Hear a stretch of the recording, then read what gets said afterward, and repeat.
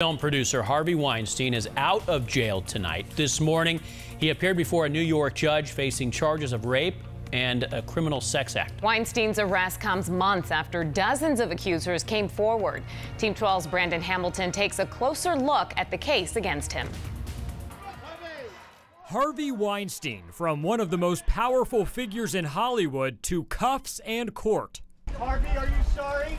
Are you sorry, Harvey? The disgraced movie mogul arraigned this morning on criminal sex act and rape charges. You understand that? The rape charges are related to an unidentified woman. The criminal sex act charge involves an alleged encounter with Lucia Evans. In an interview with The New Yorker, Evans said Weinstein forced the then aspiring actress to perform oral sex in 2004. Harvey, are you guilty?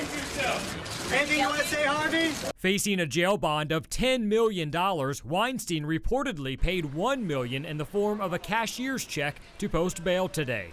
Harvey, how you feeling? He is required to stay within New York State or Connecticut, which means no trips back to Arizona, where he reportedly received treatment. Mr. Weinstein will enter a plea of not guilty.